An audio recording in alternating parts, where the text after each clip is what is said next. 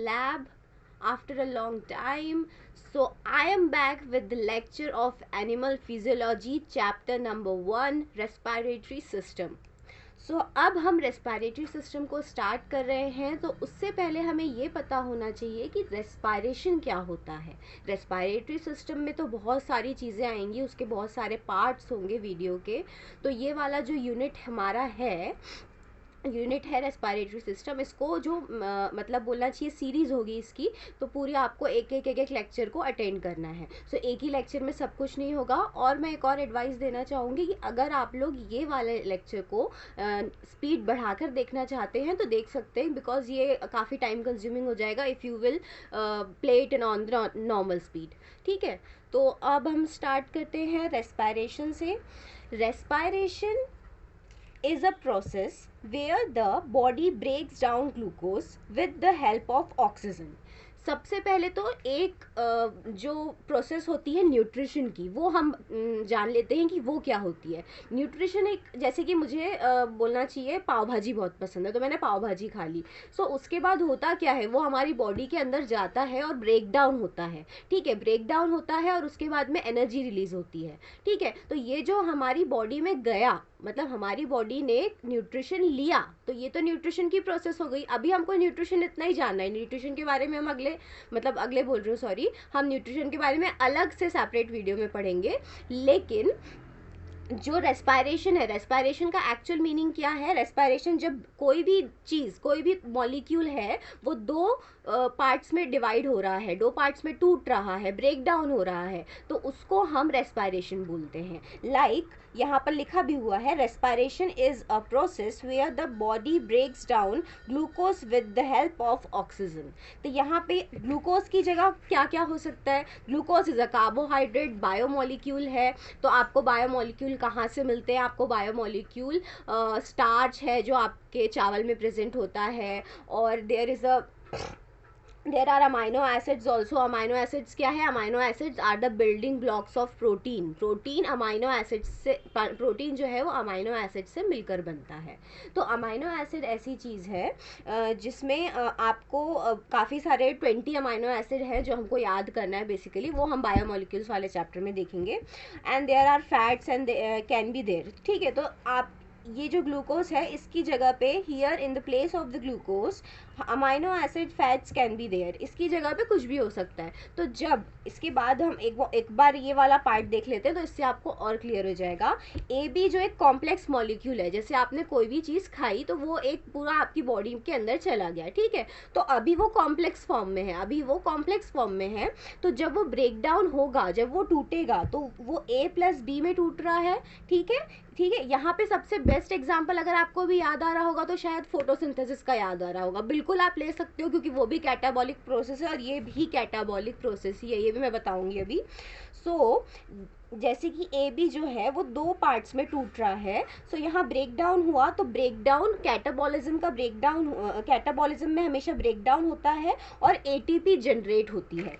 और यहाँ पे लास्ट में लिखा है, most of the people think that the breathing is the same as respiration, but it's not. Respiration और ब्रीदिंग की डेफिनेशन टोटली डिफरेंट है. रेस्पिरेशन अलग होता है, ब्रीदिंग अलग होती है. ब्रीदिंग के बारे में भी मैं अभी बात करूँगी, लेकिन उससे पहले मैं आपको रेस्पिरेशन के बारे में भी और कुछ बताना चाहती हूँ. जैसे कि फॉर एन एग्जाम्पल, आप कोई भी स्पोर्ट्स खेलते हैं, या सबसे बेस्ट एग्जाम्पल अगर हम इसका ले लें तो हम इसका फाइटिंग एग्जाम्पल ले सकते हैं या बॉक्सिंग एग्जाम्पल ले सकते हैं. तो अगर आपने किसी को बहुत जोर से घूसा मार दिया या किसी ने आपको मार दिया, तो आपको वो सेक्शन पे, जिस जगह पे मारा है, वहाँ पे गरम एक फील होगा, बोलना चाहिए. तो वहाँ पे गरम क्यों लग रहा है, किसी ने आपको चाटा मार दिया तो वहाँ गरम क्यों लग रहा है, क्योंकि वहाँ पे जो आपका रेस्पिरेशन प्रोसेस है वो चल रहा है एज इन कि वहाँ से एनर्जी जनरेट हो रही है. तो जनरेट हो रही है, वो लाल हो जाता है वो पोर्शन पूरा. तो इसीलिए ऐसी ये जो पूरी प्रोसीजर है ये ब्रीदिंग से भी पूरी तरीके से डिफर करती है. ब्रीदिंग जो प्रोसीजर है उसको अब हम देख लेते हैं. I hope respiration is clear. एक बार हम रिवाइज कर लेते हैं रेस्पिरेशन को. रेस्पिरेशन है एक ऐसी प्रोसीजर है जो कि मेटाबॉलिक प्रोसेस है, जो, और मेटाबॉलिक प्रोसेस है, metabolic is of 2 type. Okay, so आपको अगर मैं बताऊं तो मेटाबॉलिक या मेटाबॉलिज्म जब हम पढ़ेंगे तो अभी इसमें क्या होता है, दो पार्ट्स में डिवाइड करते हैं हम इसको, कैटाबॉलिक एंड एनाबॉलिक। ठीक है, तो कैटाबॉलिक एंड एनाबॉलिक, एनाबॉलिक से हमेशा याद रखना सिंथेसिस। ठीक है, जब कोई चीज़ का फॉर्मेशन हो रहा हो, और कैटाबॉलिक्स मीन्स ब्रेक डाउन, जो मैंने अभी आपको बताया। इसको हम कैसे याद रखेंगे, इसको हम ऐसे याद रखेंगे कि फॉर एन एग्जाम्पल आप बेसन का लड्डू या फिर आप कोई भी नारियल का लड्डू बना रहे हो, तो जब आप उसको हाथ से ऐसे ऐसे करके बना रहे हो, that means you are forming, आप बना रहे हो उस चीज़ को। तो सिंथेसिस का क्या मतलब होता है, बनाना। तो एनाबॉलिक प्रोसेस को आप सिंथेसिस से रिलेट करके रखोगे जब आप लड्डू बना रहे हो, और जब आपके हाथ से लड्डू गिर गया या लड्डू को आपने तोड़ दिया या वो बिखर गया पार्ट्स में, अलग अलग पार्ट्स में, तो उसका क्या हुआ, ब्रेक डाउन हुआ, तो that is catabolic process. Okay, so ऐसे हमको याद रखना है कि जो रेस्पायरेशन है वो एक कैटाबॉलिक प्रोसेस है। लेट्स अंडरस्टूड दिस, मैंने ये आपको एक्सप्लेन भी कर दिया एग्जाम्पल का, जो एक कॉम्प्लेक्स मॉलिक्यूल था वो दो छोटे सिंपलर मॉलिक्यूल्स में टूट गया और उससे हमको एटीपी जनरेट हुई। Now will come towards the breathing. अगर हम ब्रीदिंग की बात करें तो breathing is a constant process. सभी को पता है कि जब हम ब्रीथ कर रहे हैं तो ऑब्वियस सी बात है हम ऑक्सीजन को इनहेल कर रहे हैं और कार्बन डाइऑक्साइड को एक्सहेल कर रहे हैं। ठीक है, तो लेकिन एक बहुत बड़ा फैक्ट है जो आई थिंक कुछ लोगों को पता नहीं होगा। सो जब आप स्वेलो करते हो, जब आप गटकते हो कोई भी चीज़, चाहे वो सॉलिड फॉर्म में हो या लिक्विड फॉर्म में हो, तो उसमें ये रहता है कि यहाँ पे फैक्ट लिखा हुआ है, while swallowing the food we don't breathe. ठीक है, ये प्रैक्टिकल करके मत देखना, नहीं तो कल दोबारा वीडियो नहीं देख पाओगे, ऊपर पहुंच जाओगे सीधे। ठीक है, सो फैक्ट ये है, while swallowing the food we don't breathe. जब हमारा जब ये तो पूरा सेक्शन है ना, ये मैं जब आगे अभी तो हम स्टार्ट कर रहे हैं रेस्पायरेशन और रेस्पायरेटरी सिस्टम का एक पार्ट स्टार्ट करने वाले हैं। इसके बाद जब हम धीरे धीरे आगे बढ़ेंगे तो एक एक चीज़ को मैं एक्सप्लेन करूंगी। तो हम जब खाना निगलते हैं तो उस समय हम सांस नहीं लेते। अब इसका प्रैक्टिकल करके मत देखना।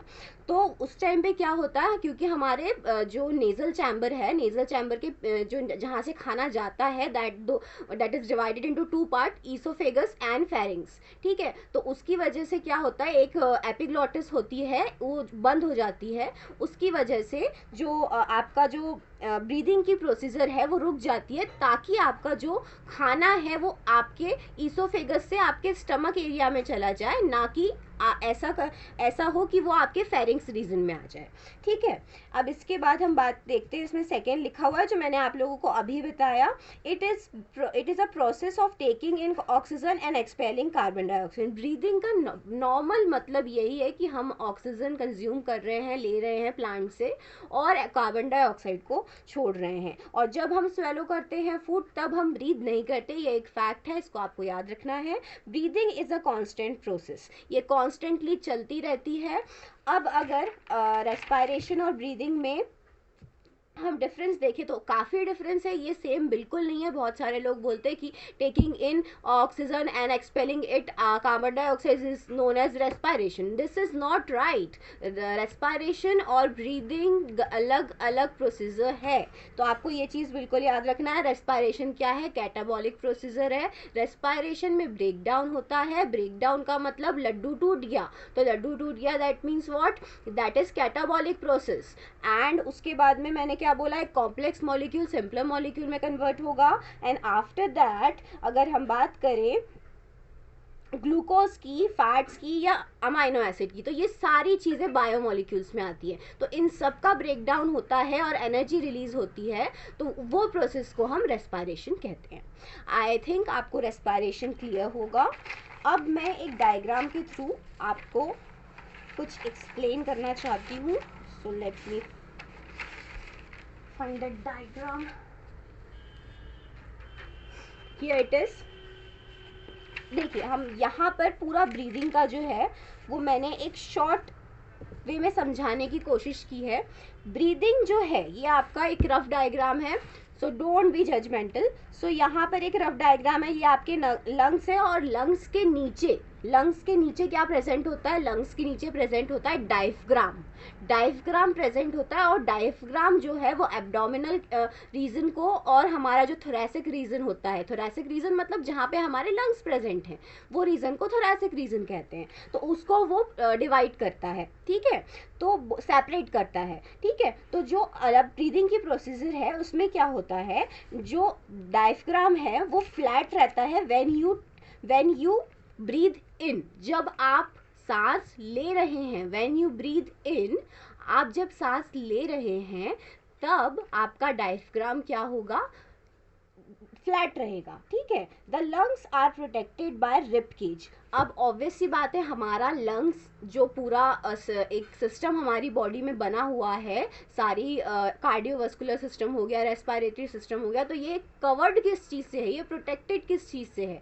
तो यहाँ पर अगर हम लंग्स की बात कर रहे हैं तो lungs are protected by rib cage, ये रिब केज से कवर्ड रहते हैं। और रिब केज का आप मेरे हिसाब से आप गूगल पे भी सर्च कर सकते हो, या फिर there are many applications out there.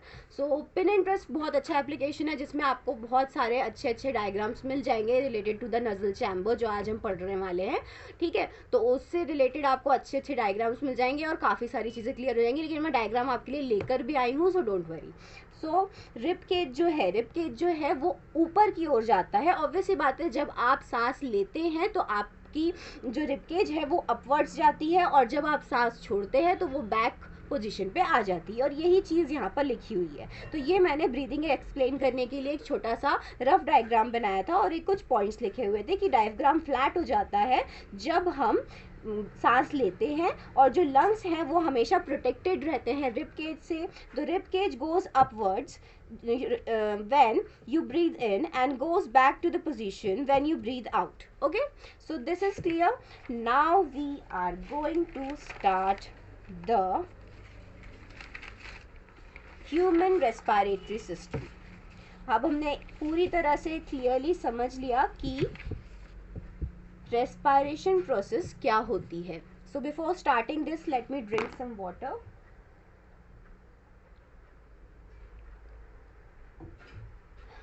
अगर हम ह्यूमन रेस्पिरेटरी सिस्टम को देखें तो ह्यूमन रेस्पिरेटरी सिस्टम को दो पार्ट्स में डिवाइड किया गया है, ठीक है। एक तो रेस्पिरेटरी ट्रैक्ट और दूसरा है लंग्स। ऑब्वियस सी बात है, हम अगर ह्यूमन रेस्पिरेटरी सिस्टम की जब बात करें तो हम सिर्फ सीधा लंग्स नहीं बोल सकते, वो नोज से लेकर लंग्स तक की जो पूरा पार्ट है वो पूरा हमारा रेस्पिरेटरी रीजन है, ठीक है, या हमारा रेस्पिरेटरी सिस्टम है, ठीक है। तो रेस्पिरेटरी ट्रैक्ट को और भी क्या कहा जाता है, कंडक्टिंग जोन, इसका जो अनादर नेम है वो है conducting zone.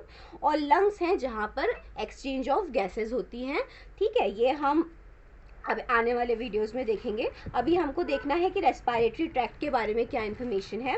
Respiratory tract a passage by which air enters into the lungs. ये एक सिंपल डेफिनेशन है कि जब आपका जो आपकी नोज़ है, जैसे कि यहाँ पे बना हुआ है पूरा रेस्पिरेटरी ट्रैक्ट और कंडक्टिंग पोर्शन का डायग्राम मैंने पूरा बनाया हुआ है।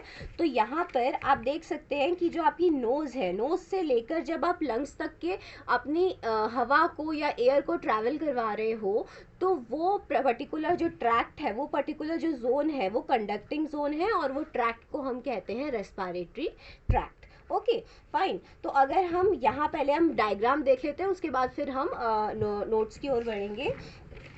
हमारे पास में सबसे पहले तो यहाँ पर है, जैसे मैंने आपको बताया,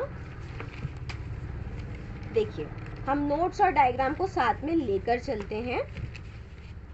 रेस्पिरेटरी ट्रैक्ट और conducting zone, okay, respiratory tract और conducting zone, nose and nasal passage.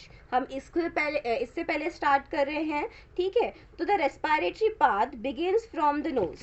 अगर आप देखो तो इस डायग्राम में जो आपका जो रेस्पिरेशन का जो पूरा प्रोसीजर है वो कहाँ से स्टार्ट हो रहा है, वो नोज से स्टार्ट हो रहा है, ठीक है। उसके बाद में सेकेंड पॉइंट लिखा हुआ है, cavity of nose is called nasal cavity. Obviously बात है, आप सभी को पता होगा कि हमारे जो माउथ के अंदर जो कैविटी रहती है, जहाँ पे टंग और जो एक पूरा मतलब स्पेस प्रेजेंट है हमारे माउथ के अंदर, जो खाली स्पेस प्रेजेंट है उसको हम बकल कैविटी बोलते हैं, ठीक है। एग्जैक्टली वैसे ही नाक के पीछे वाला जो रीजन होता है उसको उसके वो हमको दिखाई तो देता है नहीं, लेकिन वो जो पर्टिकुलर रीजन होता है उसको हम क्या बोलते हैं, नजल कैविटी बोलते हैं, ठीक है। And human has dire highness condition. अब इसका क्या मतलब है, इसका मतलब ये है कि आपके पास सबसे पहले तो आपको ये तो पता ही होगा कि आपके पास 2 नॉस्ट्रल्स हैं, एक्सटर्नल नॉस्ट्रल्स हैं जिससे आप ब्रीद इन करते हैं। सो आपके पास डायर हाइनेस कंडीशन का मतलब ये होता है कि आपके पास 2 नेयर्स हैं, there are 2 nares, okay. So external naris होता है एक और एक होता है इंटरनल नेयर, ठीक है। तो each external layer open into the nasal passage or nasal chamber. The internal layer opens from the nasal passage to the pharynx region. अगर हम इसको देखें थ्रू द डायग्राम तो ये आपको बहुत अच्छे से समझ में आ जाएगा।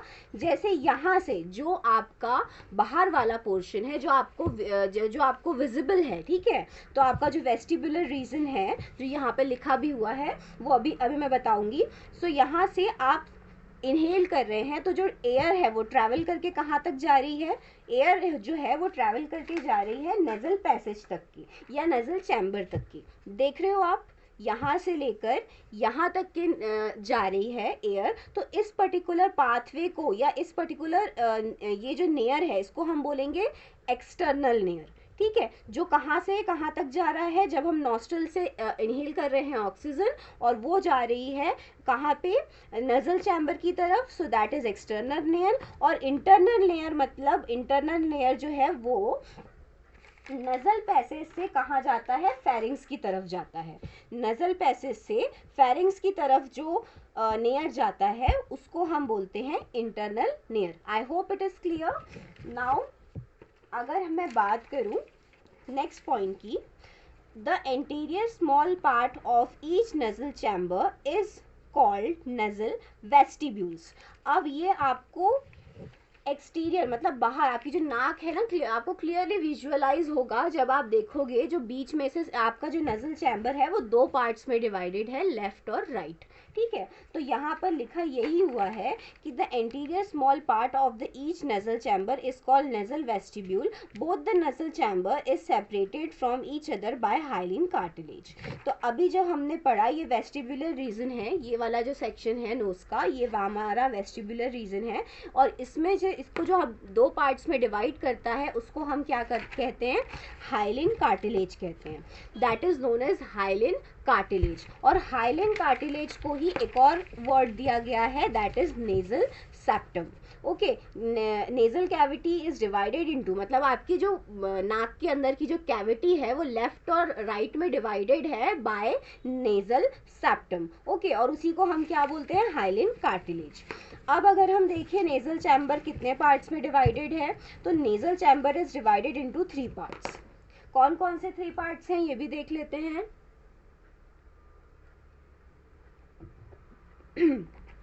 So nasal chamber is divided into 3 parts, okay. So nasal chamber, vestibular region, respiratory region and olfactory region. तो vestibular region का मैंने अभी आपको बताया, ये वाला सेक्शन जो है, हम फिर से डायग्राम की तरफ चलते हैं। ये वाला जो सेक्शन है ये हमारा vestibular region है, okay.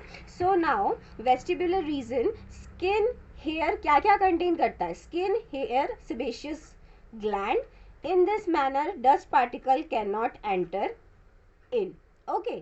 सो आपकी जो वेस्टिबुलर रीजन है वहाँ पर स्किन तो है ही है, वहाँ पे हेयर है और वहाँ पे क्या है, सिबेशियस ग्लैंड है। ये बात याद रखना है, सिबेशियस ग्लैंड है जो क्या सिक्रीट करती है, सिक्रीट मतलब बनाना, जो क्या सिक्रीट करती है, ऑयल को सिक्रीट करती है, जो कि जितना भी डस्ट पार्टिकल है, जितना भी गंदगी है उसको ट्रैप कर लेता है और वो आपके लंग्स तक नहीं जा पाती। So in this manner dust particle can not enter in, ठीक है, यही लिखा हुआ है यहाँ पे। अब अगर हम बात करें रेस्पिरेटरी रीजन की, तो middle region lined by the respiratory epithelium which is ciliated pseudo stratified columnar epithelium highly vascular। ये सुन के दिमाग घूम गया होगा लेकिन बहुत इजी है, ध्यान से सुनना क्या बोल रहा है, मिडिल रीजन, यानी जो मिडिल वाला पार्ट है वो हमारा रेस्पिरेटरी रीजन है। ये डायग्राम में आप देख सकते हो, यहाँ पे मैंने लिखा भी हुआ है। ये वाला जो पूरा पोर्शन है, ये वाला जो पूरा पोर्शन है, मैं पॉइंट आउट भी कर रही हूँ, इसको हम क्या बोलते हैं, इसको हम बोलते हैं respiratory reason. Okay, so now coming back to the point, lined by middle region lined by the respiratory epithelium। epithelium का मतलब क्या होता है, tissue. Tissue are made up of group of cells, ठीक है, और सेल्स के बारे में तो हम पढ़ चुके हैं। Which is ciliated pseudo stratified columnar epithelium. अब इसके बारे में समझते हैं कि ये क्या है। इसका भी डायग्राम मैं लेकर आई हूँ, कुछ भी इसमें घबराने वाली बात नहीं है। ciliated pseudo stratified columnar epithelium। Okay, so सबसे पहले तो pseudo stratified, stratified का मतलब क्या होता है, stratified का मतलब होता है multi layer. Okay, multi layer, ठीक है। उसके बाद में उसके सामने कौन सा वर्ड लगा हुआ है, pseudo। ओके, तो pseudo जहां पर भी लगा है दैट मीन्स फॉल्स, मतलब गलत, यानी कि ऐसा लगता है हमको कि मल्टी लेयर है बट मल्टी लेयर नहीं है। सीलिएटेड मतलब ये देखिए मैंने इसके ऊपर सीलिया बना दिया है। सीलिएटेड इस तरीके से स्ट्रक्चर प्रेजेंट होते हैं, और ये शेप कैसा है, कोलमनर सेल्स की यहाँ पे सेल्स जो है वो प्रेजेंट है। और यहाँ पर अब मैं जो मेन चीज़ बताने वाली हूँ उस पर फोकस करना। यहाँ पर कुछ और सेल्स भी प्रेजेंट होती है, जो कि होती है म्यूकस सेल्स और एक होती है सिरस सेल्स, ठीक है। तो हमारी जो नोज से वैक्सी सब्सटेंस बाहर आता है, हमारी नोज से जो वैक्सी सब्सटेंस बाहर आता है वो सिक्रीट कौन करता है, वो म्यूकस सेल सिक्रीट करती है। बहुत इंपॉर्टेंट पॉइंट है, इसको बिल्कुल अच्छे से याद रखना। जो हमारा वैक्सी सब्सटेंस है जो नोज से बाहर आता है, that is secreted by the mucus cell which is present in the ciliated pseudo stratified columnar epithelium। Okay, so water, okay, so the another cell is what, serous cell।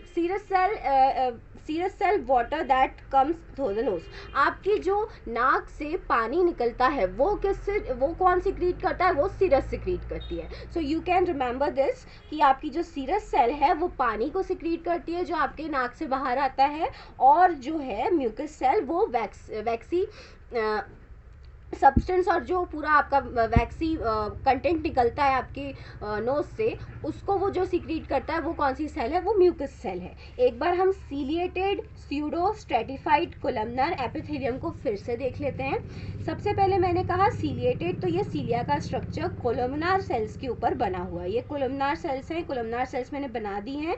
Pseudo Stratify का मतलब मैंने बताया, Stratify मतलब multi layer, यानी कि ऐसा लगता है हमको कि वो मल्टी लेयर है लेकिन वो मल्टी लेयर नहीं है, बिकॉज यहाँ पे स्यूडो लिखा हुआ है, एंड स्यूडो मतलब झूठा। Okay, and epithelium means what, मैंने बता दिया, tissue. Okay, so now coming back towards the next point.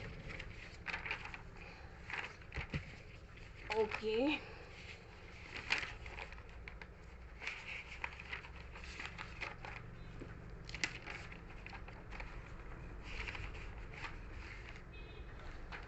सो जैसे कि मैंने अभी आपको बताया, middle region line by the respiratory epithelium. ये जो मिडिल रीजन होता है, where is the diagram, diagram से हमको बहुत अच्छे से क्लियर हो जाता है। तो ये जो पूरा रीजन है, ये जो पूरा आप लोगों को रीजन दिख रहा है, ये वाला रीजन, ये रेस्पिरेटरी रीजन है। तो ये कवर्ड किससे रहता है, वो वाली इस एपिथेलियम से, स्यूडो स्ट्रेटिफाइड कोलमनार एपिथेलियम से, ठीक है। तो ये वाला इससे कवर्ड रहता है। और यहाँ पर सेकेंड पॉइंट क्या लिखा हुआ है वो देख लेते हैं। It contains mucus and serous cells. मैंने अभी आपको बताया कि वो क्या कंटेन करता है, म्यूकस और सिरस सेल कंटेन करता है। म्यूकस वैक्सी सब्सटेंस से रिलेटेड है, और जो सिरस है वो जो वाटर पास निकलता है आपके नोज से, उससे रिलेटेड है। अब अगर हम बात करें रेस्पिरेटरी रीजन की, अगर हम बात कर रहे हैं किसकी, रेस्पिरेटरी रीजन की, तो respiratory region act as a air conditioner and makes the temperature of in going air, मतलब जो एयर अंदर जा रही है, of in going air nearly equal to the body. अगर आप बहुत ज़्यादा गर्म हवा अपने लंग्स में डाल देंगे, यानी अगर आपके फेफड़े में या आपके लंग्स में बहुत ज़्यादा गर्म हवा चली जाएगी तो आपके लंग्स कोलैप्स हो जाएंगे।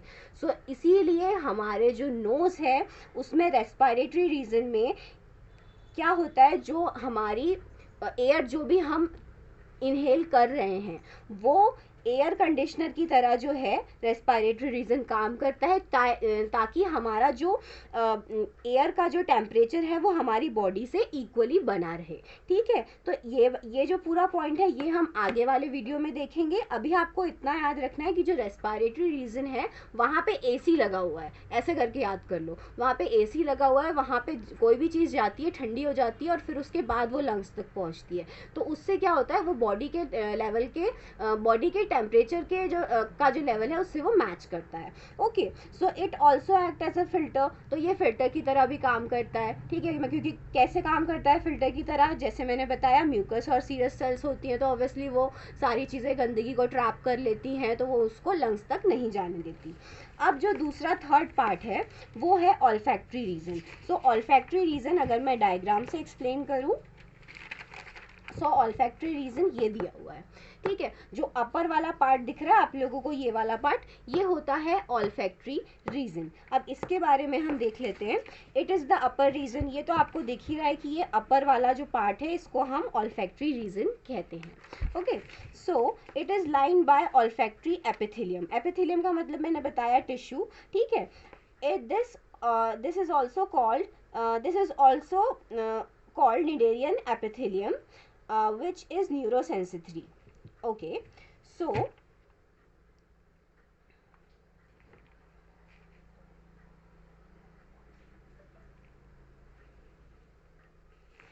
if we come towards the olfactory region की तरफ अगर हम बढ़ते हैं तो हमने देखा कि ये जो है इट इज़ अपर रीजन, ये ऊपर वाला पार्ट है, और it is line by olfactory epithelium. ये कवर्ड किससे रहता है, ये ऑल्फैक्टरी एपिथेलियम से कवर्ड रहता है, just like pseudo stratified in the respiratory reason. Okay, so now this is called cnidarian. यहाँ पे मैंने एपिथेलियम लिख दिया, ये गलत है, यहाँ पर आएगा मेम्ब्रेन।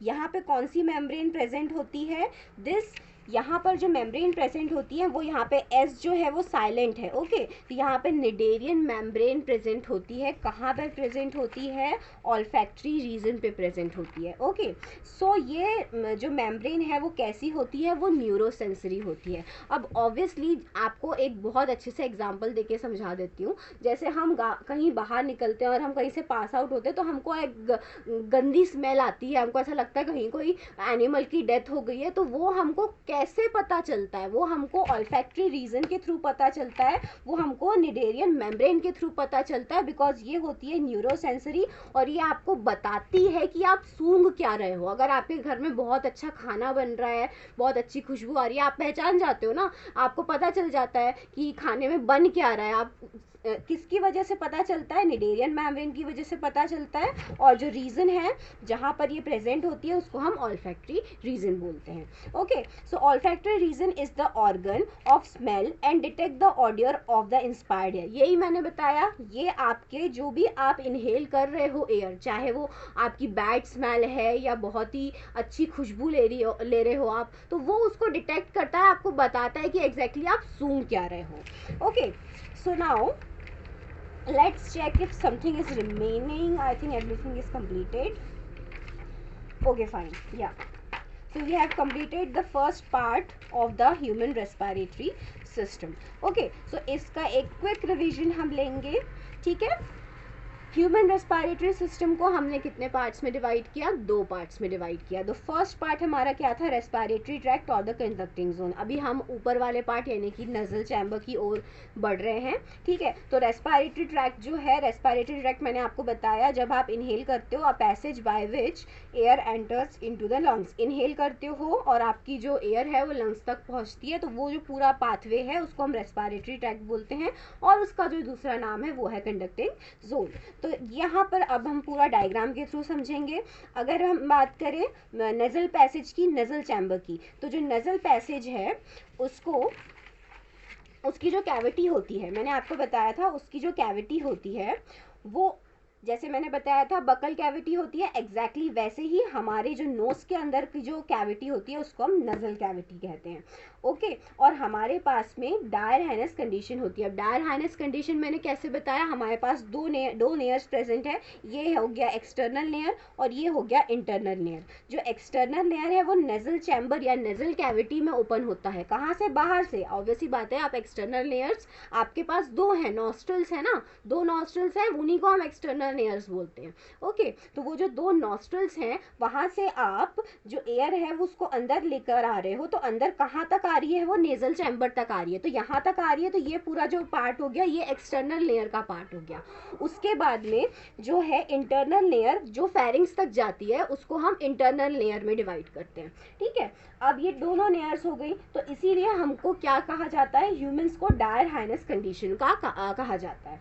ओके, तो इसके बाद में अगर हम बात करें द एंटीरियर, जो हमने पढ़ा था, the anterior small part of each nasal chamber is called nasal vestibule.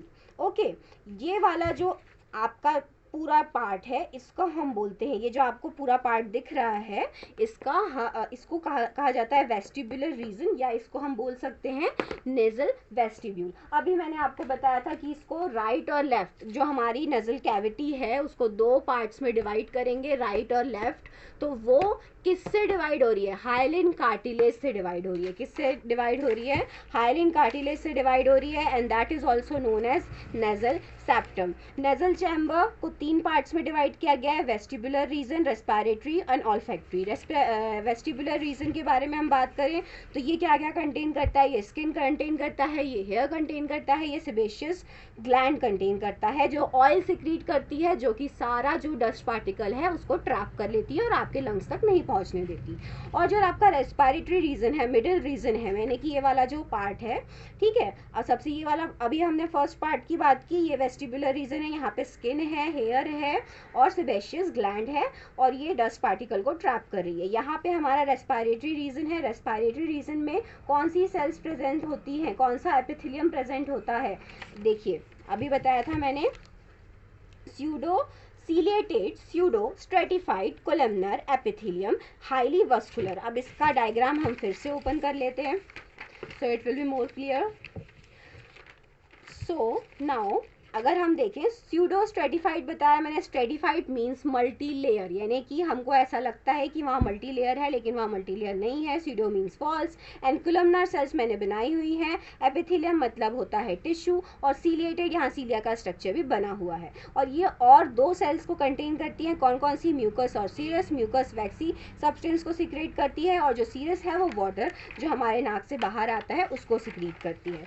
Now when it comes towards the next point, respiratory region act as a air conditioner and makes the temperature of the ingoing air near equal to the body और body temperature। अब मैंने आपको यही बताया कि आपका अगर आप बहुत ज़्यादा गर्म हवा आपके लंग्स में डाल देंगे ना तो आपका जो लंग्स है वो कोलैप्स हो जाएगा। तो उसी के लिए यहाँ पे एक बढ़िया सा सिस्टम प्रेजेंट है हमारे रेस्पिरेटरी रीजन में। जो हमारा जो रेस्पिरेटरी रीजन रहता है, ये वाला जो सेक्शन रहता है, यहाँ पे हमारा एयर कंडीशनर प्रेजेंट रहता है जो कि आपकी जो एयर है उसको ठंडा करता है, बॉडी का जो टेम्परेचर है उससे मेंटेन करके रखता है ताकि आपके लंग्स को कोई भी इफेक्ट ना हो। ठीक है, और it also act as a filter. वो तो हमने देख ही लिया कि उसके पास म्यूकस और सीरस सेल्स प्रेजेंट होती है, तो वो फिल्टर की तरह काम करता है। अब हम आखिरी रीजन पे आ रहे हैं, ऑल्फैक्टरी रीजन। तो ये कैसा रीजन था? ये था अपर वाला रीजन जो अभी हमने देखा यहाँ पर। This is the olfactory region. This upper portion is the olfactory region. Okay, तो ये किससे लाइन रहता है, ये किससे कवर्ड रहता है? रेस्पिरेटरी रीजन किससे कवर्ड था? Ciliated, pseudo stratified, columnar epithelium. Okay, so now when it comes to olfactory region, तो यहाँ तो बहुत easy है, ये olfactory epithelium से covered रहता है. It is lined by olfactory epithelium, और इसके पास जो मेम्ब्रेन होती है, इसके पास जो मेम्ब्रेन होती है वो होती है निडेरियन मेम्ब्रेन। यहाँ लिखा हुआ है निडेरियन मेम्ब्रेन, जो आपको बताती है एग्जैक्टली कि आप सूंघ क्या रहे हो एग्जैक्टली। ठीक है, सो ये हमारा फर्स्ट पार्ट कंप्लीट हुआ रेस्पिरेटरी सिस्टम का, ह्यूमन रेस्पिरेटरी रेस्पिरेटरी सिस्टम का. आई होप आप लोगों को समझ में आया होगा. If you guys have any confusions related to this part, let me know in the comment section. Thank you for watching the videos, guys. Please keep sharing the videos and please do subscribe the channel. Thank you.